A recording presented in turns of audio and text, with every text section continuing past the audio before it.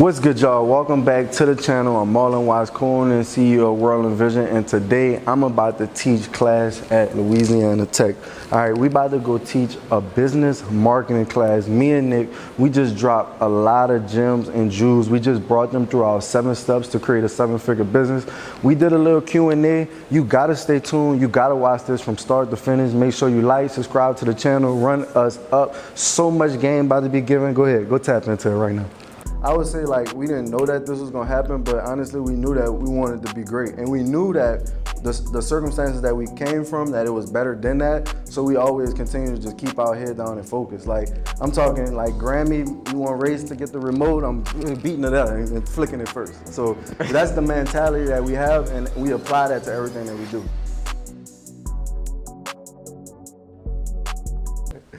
All right, cool. This was actually us starting our brand in 2010.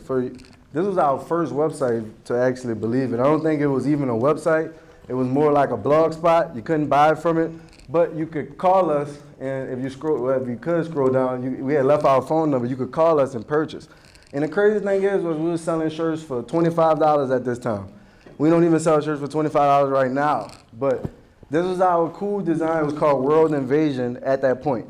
And when we actually came to tech, we started to spell it short. So we started to spell it without the vowels, and everybody here started to call it WRLDINVSN.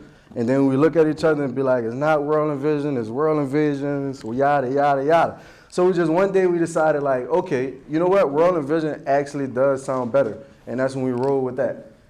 This was our first collection. All right, pretty bad. Pretty bad. Not just a lot bad. And Nick was actually the one that designed that, all right? So I'm just... Hold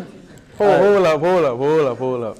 He was the one that designed that. I designed it, I'm sorry. And then after I seen this, I had to take over from them, all right? I had to take over from them. I realized I was in sales and I wasn't in design, all right? So I went to sales and we began selling. And we started selling our product when we was literally 14. So we really started by selling candy and iPhone accessories first. So it was the kids that would go to Costco, Sam's Club, get the box of candy, bust it down, sell it to our classmates. How many people in here eat Mambos? Mambos, nobody? All right, do anybody know what Mambos is? Raise your hand. All right, they come 3 to a pack. So it costs about $1. We would sell each pack for $1. We would make $2 off our $1. Not a lot of money.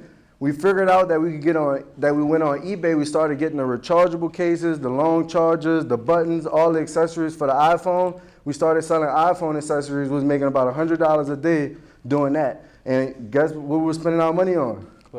Clothes. So we decided that we was gonna start our own brand. And we did that by literally just designing things on custom ink and Uber prints and getting it in ordered child thing. Yeah, we just didn't sell clothes. We was selling shoes, we was doing DJing, we was doing a lot. We was selling Supreme. Anybody know what Supreme is? I think I see a sticker back there. We was flipping Supreme. Yo, you up? All right. Get off your phone, buddy. All right. Dang. So we was selling Supreme, we was flipping Supreme doing that. But while we was doing that, we really wasn't growing our brand. Why? Because we was focusing on so many different things. How many of y'all have so many different ideas and don't know what you want to do? Well, that was us too, all right? I know there's probably a lot more people that don't want to raise their hand. We read this book right here, Rich Dad, Poor Dad. How many of y'all read this book before? All right, if you haven't read this book, I recommend you go read it, all right? The number one reason why is because it got us out the mindset of scarcity, all right? We always looked at things as a scarcity mindset. If we help somebody out, we gonna take a loss here. We show them how to build their brand. If we show them how to make a design, they gonna get ahead of us. And that you can't live your life in a scarcity mindset. You have to live your life in an abundance mindset, all right? That was the number one thing that book taught us. What we decided to do was take our brand serious. So we made a roadmap right here. This was literally us inside of the Enterprise Center. Well, the first over there on West Alabama, where we had our first office, where we just literally was trying to get to 10,000 followers on Instagram. We were spending $5 a day on Facebook ads, like literally mapping out our plan. Because all of us have goals and dreams, but none of us actually map them out. We don't have a plan. We don't know what roadmap we actually want to go on. I tell a scenario all the time. If you want to leave Ruston right now and go to LA, anybody know how to get there without a GPS? Not me. You probably could get there, but guess what? It might take a while, but I guarantee you, if you put the GPS in there, you're going to get there the exact time that it says you're going to get there. And that's what a plan is going to do for you in your life, all right? Talk to 'em. Guess what? We graduated from Louisiana Tech. not only graduated from Louisiana Tech, we also was awarded Alumni of the Year. Yep, All right, the first of two to ever win the award, and we was the youngest people in school history to ever become Young Alumni of the Year. Go back right quick. Go back. All right, if you ever forget who Nick and who Marlon is, just remember Nick short, Marlon tall. All right, Nick short, Marlon tall. I don't think y'all gonna forget that. This was us inside of our college apartment selling product. All right. After we went through the incubation program with Miss Kathy Wyatt, we were awarded office space.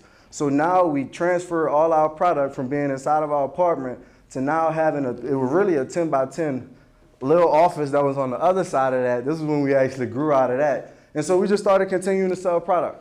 All right, we invested in a pop-up shop truck. We started to haul merchandise around. We started to do different pop-up shops at different campuses. And so we needed a way to bring that merchandise. We did our first big festival out in New Orleans at Essence Fest. So we've been doing Essence Fest for the last 4 years. A big story about this Essence Fest was this was the first time that we started paying ourselves, all right? We had made $14,000 within that weekend, and we decided that we was doing our brand full time, and guess how much money we decided to pay ourselves? Anybody? $1,000 a month. That's good. $500 every 2 weeks. And that was basically, we was living in Ruston. Everybody know we share a $500 apartment. You know, we already know how that lived. We ate pizza dinners, but we invested everything back into our brand, all right? Correct. So we literally was paying ourselves $1,000 a month. That's $1,000, $2,000. Our rent was only $500, all right? Ate pizza dinners, invested everything back into the brand. Continue to do Essence Fest, all right? So I want to say this Essence Fest, we did like 30,000 within that weekend. We got a chance to meet Master P, DJ Envy, continuing to grow the brand. People started to take notice, started to take pictures. Did Essence Fest again. This time we was on the stage, not just doing, you know, the little pop-up stuff. We was doing the big stuff now. All right, speaking, all right? We was on center stage talking, sharing our brand and our story, all right? We went back to New Orleans after we graduated college. We opened up 3 kiosk locations. So kiosks is gonna be how you get that distribution out there. I opened 3 kiosk locations. We were doing between $50,000 to $20,000 per kiosk. I probably went down there for 3 months, ran those operations. Get off your phone, bro. All right, ran those operations, and we continued to scale up our brand. All right, we also gave back to Louisiana Tech. We created 3 designs and some masks, I believe. And we created a WRLDINVSN Endowment Scholarship Fund that we gave a Louisiana Tech College of Business grad a scholarship. All right. How much did we raise with that scholarship? How much did we raise? We raised $50,000 in the last 4 years for that scholarship. This was when we was awarded Alumni of the Year, so that was pretty special. Dr. Guy's still in there. All right, this is us actually continue to scale up during Black Friday, shipping out orders. When I was 23, we was managing a team of 50 people, all right? So between the past, since we graduated college, the brand has done 17 million in sales, all right? All right, this is us getting shout outs from Rick Ross, Rockin' Product. Once again, who remember this book? What is it called? Rich Dad, Poor Dad. All right, Rich Dad, Poor Dad. Why is it important? Because guess what? Everything happens for a reason. It all started with a vision. Not only did we read this book that changed our life, but at one of our events, we actually saw him rocking some of our product. That's our shirt right there that he got on. Pretty cool, right? All right, this was a total orders that we did up until, this was the beginning of the year, so approaching almost 400,000 orders. Brand owners that's ready to acquire their first 100 customers and make over $1,000 every single month, this is for you. We have created our Activate Your Vision University. We have been working on this for the last 4 months. And inside of this university, it has every system that we have created and are currently using to continuously scale our brand, WRLDINVSN, right now. Yes, you're gonna get the Facebook ads. Yes, you're gonna get the email and text message marketing play. But ultimately, I want you to join our network of brand owners for only $7 for 7 days. Now, at the end of these 7 days, let me go ahead on and break the news to you. We will not charge your card like most subscription-based programs. All right, we will allow you to experience and enjoy these 7 days without having you thinking on the 8th day, oh, I'm about to get charged. No, this is not that. We want to see if you are a good fit for the network, and we also want to see if we are a good fit for you to help you scale and help you grow to, like I said, acquiring your first 100 customers and making over $1,000 every single month. Click the link somewhere on the screen, get access for only $7. Every brand owner, every clothing brand, we can help you scale. Let's get it. All right, now who's ready to build their seven-figure business? How many people in here want to be entrepreneurs? Let me see that. All right, how many people in here understand that entrepreneurship is not just you having a business? All right, perfect. That's very important. Why? Because I need everybody to know that whether you choose to own a business or be an entrepreneur, you are a brand, all right? You are a brand, which means that you are a business. And whether you choose to be on the right side and choose to operate yourself like a business, or choose to be on the left side and don't choose to operate yourself like a business, it's your choice. And I want to let you know that it is, you are a business though. Why? Because everything that you do is a company. The school that you're at is a business. We make money here. The computers, the phones, the water, the shoes, the clothes, the car, guess what? It's all, the hair salons, it's all businesses.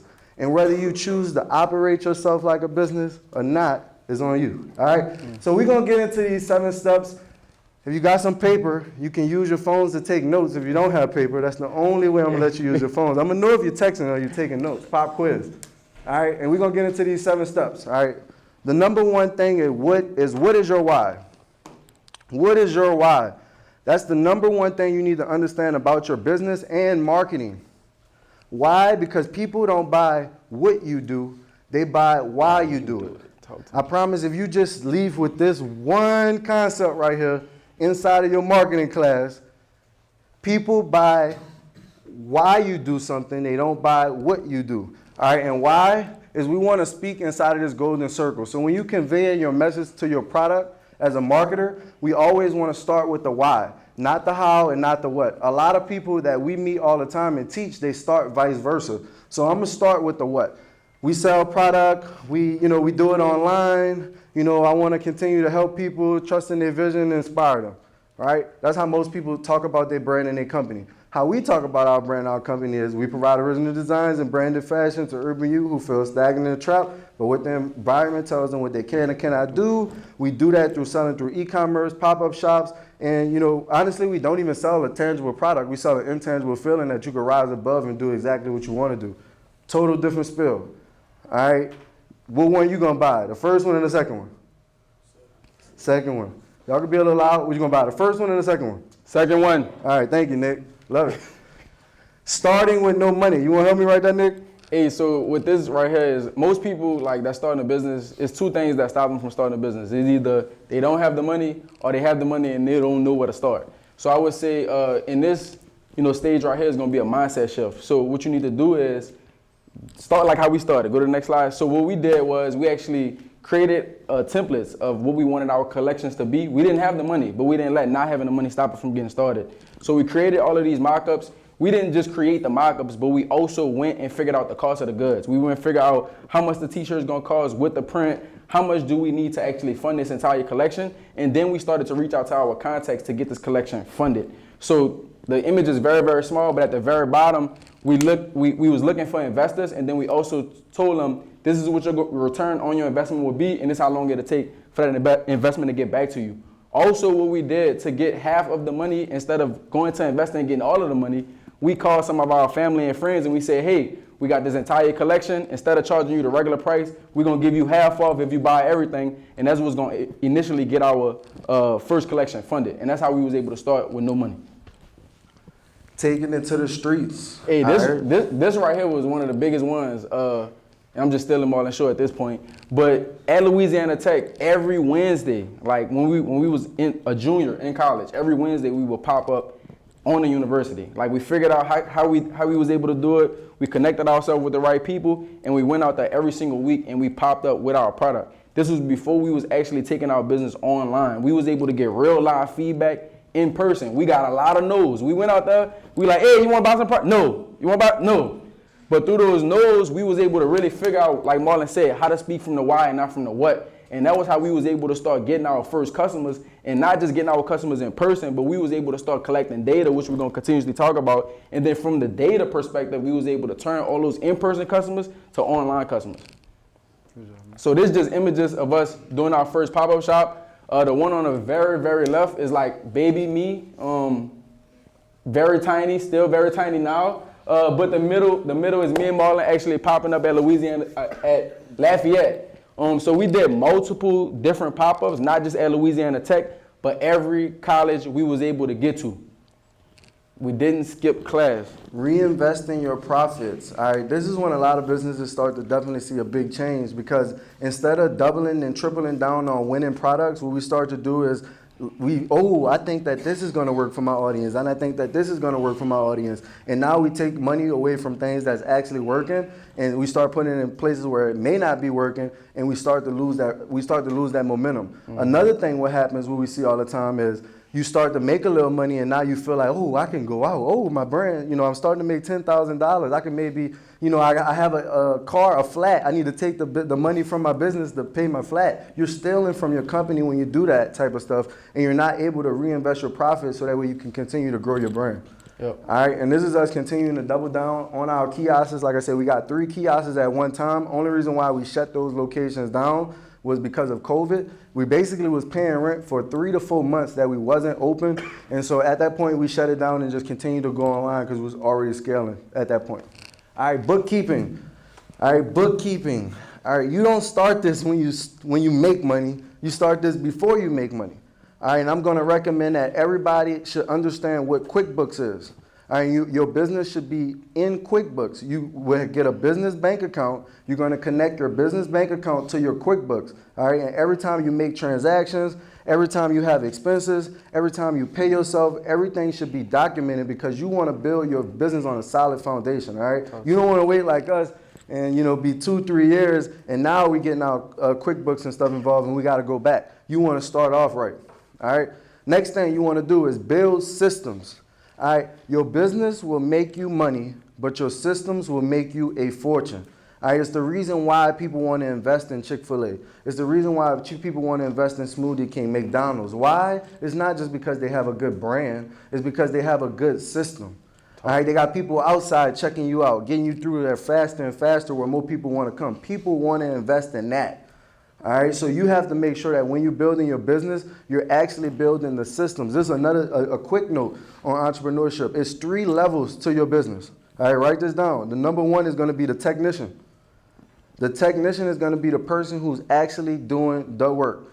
All right, actually baking the cakes. All right, if they don't bake the cakes don't get baked. Yep. And a lot of times we as entrepreneurs get stuck in that position. All right, we have to understand that there's 2 more positions on top of that. 2 is going to be called the manager. All right, the manager is the one who's going to manage the system that the entrepreneur is going to create. All right, so the manager is going to not do the actual task, but manage multiple tasks that are getting done by the technician. Yep. Technicians for some people. All right, the last step is going to be the entrepreneur.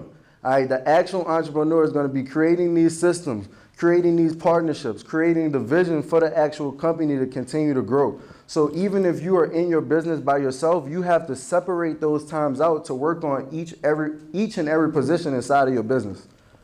All right, and this is going to be us continuing to scale up. I mean, we built up systems to ship out thousands. I think max we had capacity to ship out 2,500 orders a day. We was getting in hundreds of emails a day, doing customer service.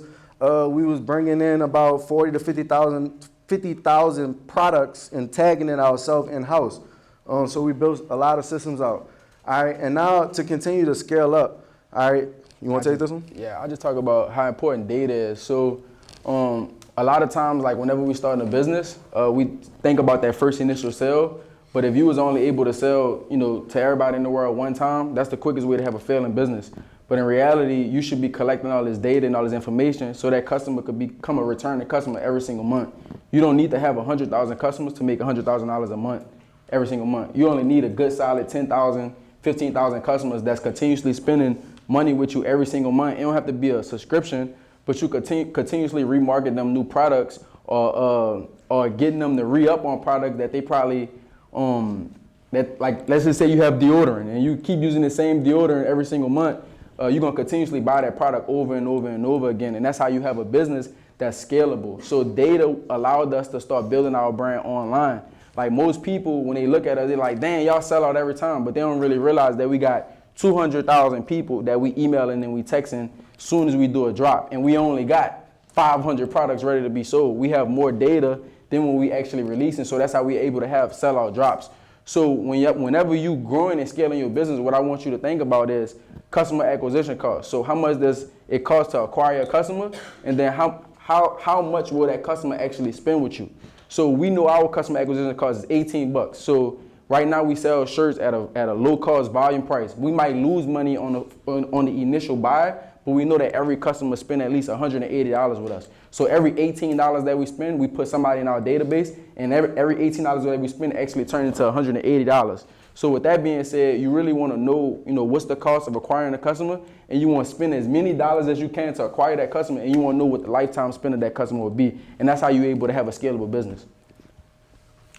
And this is just us with the team, because we're not able to do this by ourselves. Like I said, to actually continue to have that business that you want, you're going to have to build a team. You're not going to be able to do it by yourself. A lot of times we have a I can do it better mentality, but if somebody could do it 50%, what you can do it, you can train them the other 25% to make them a little bit better. Mm-hmm. All right, so to run back through these steps, make sure you got them, all right, is what's your why? All right, starting with no money. Taking it to the streets. And another thing, why we say to start with no money, for people who do have money, we want you to go out and prove your concept. It doesn't make sense to go out and spend a whole lot of money for something that ain't proven.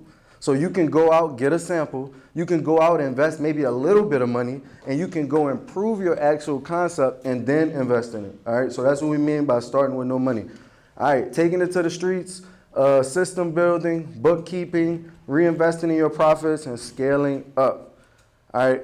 I'm Marlon Watts, co-owner and CEO of WRLDINVSN. We appreciate y'all. We're going to leave it for Q&A next. And if nobody don't raise their hands, I'm going to just start calling on people. No, don't ask them all at once. I know we got a lot. I got a question for y'all. Go ahead. Go ahead. You got it. So I know y'all graduated with the business program. I'm in the fashion program. Y'all have a clothing business. So I was just wondering, did y'all ever take any classes from our program?